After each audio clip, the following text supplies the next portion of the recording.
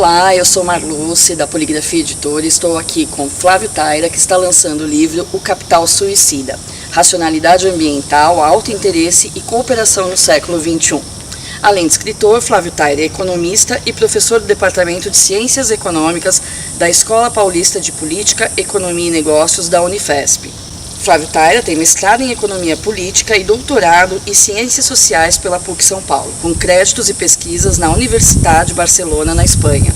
Ele também é pós-doutorado em Saúde Ambiental pela Faculdade de Saúde Pública da USP. E além de toda a sua trajetória no mundo acadêmico, por mais de 20 anos atuou como economista na iniciativa privada. Bem, feitas as apresentações, vamos falar sobre o seu livro. O seu livro tem um título bem impactante, O Capital Suicida. Qual é o foco central dessa sua obra? Bom, o livro fala basicamente, esse título instigante, ele fala basicamente de duas crises principais do nosso modelo de produção.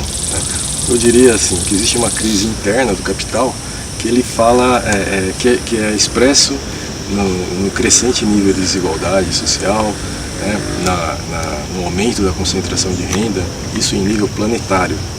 Isso se traduz em vários tipos de problemas de caráter socioeconômico sobre a face da Terra.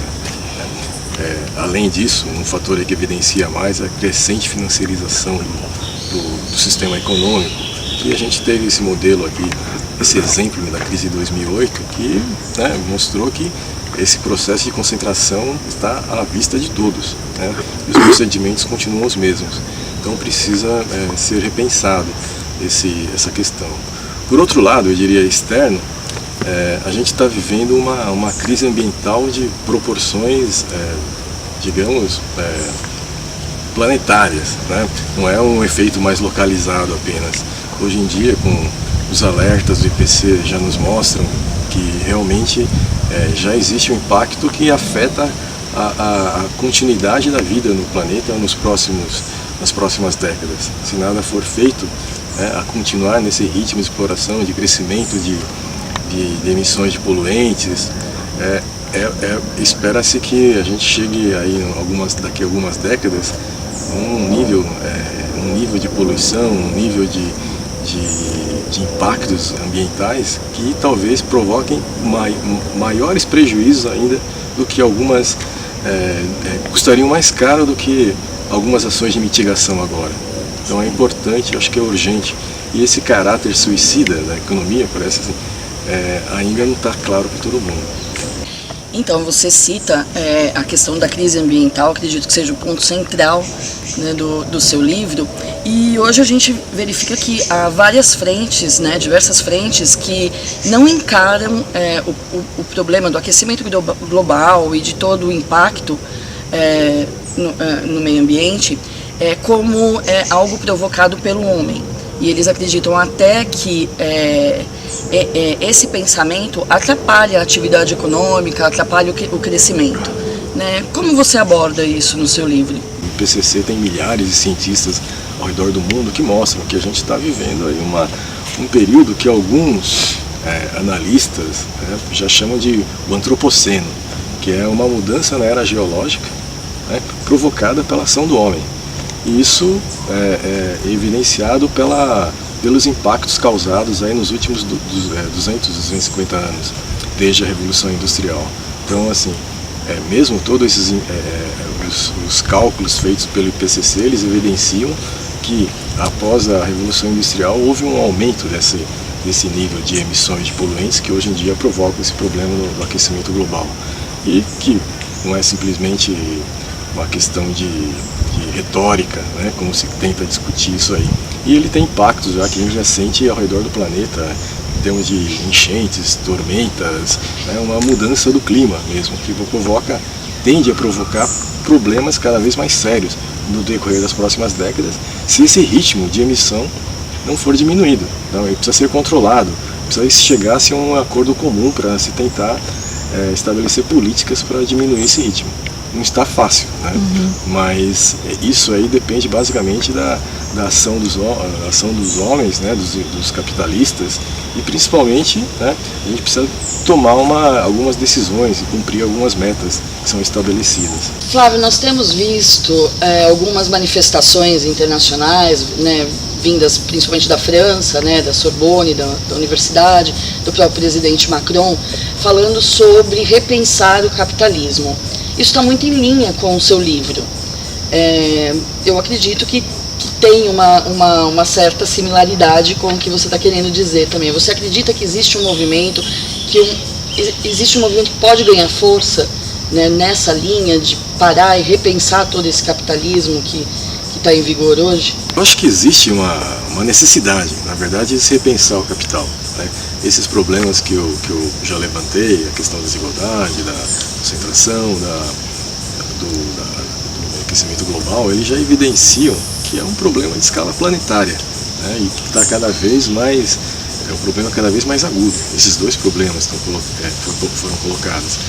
E quando mesmo o Emmanuel Macron, que não é um heterodoxo, assim, vamos dizer, né, de carteirinha, ele percebe essa situação, dá mostras de que realmente existe uma crescente conscientização sobre a gravidade do problema.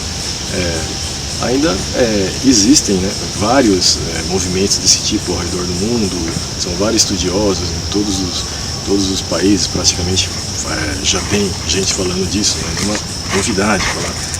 O importante é perceber assim, agora precisa começar a dar o primeiro passo, né? Tentar superar essa lógica do curto prazo, dessa maximização imediata, e perceber que a gente precisa trabalhar, né? E a gente precisa da cooperação das pessoas. Precisa da cooperação das pessoas, precisa da cooperação entre os países, né? Cooperação entre os agentes. E isso alguém tem que ceder nessa nova política. Tem que ceder um pouco para a gente conseguir tudo. E isso vai ser uma questão de sobrevivência. Flávio, eu queria que você falasse um pouco também sobre o papel individual, porque no livro você fala muito da responsabilidade que as pessoas atribuem aos governos ou às grandes fortunas, acreditando que eu sou apenas um indivíduo e eu não vou conseguir modificar nada ao meu redor. Né, e você fala que precisa haver uma mudança de pensamento em relação a isso. Fala um pouco, por favor, sobre isso. É evidente que acho que a maior parte da responsabilidade, a condução desse processo tem que vir de cima, né, dos governos, a partir das grandes políticas públicas, né, políticas globais também, como é a questão dos acordos climáticos globais, da Conferência das Partes, né. Mas assim, eles vão ficar mais fortes, né, porque vai evidenciar uma vontade real do povo, né, da sociedade, se as pessoas também começarem a participar.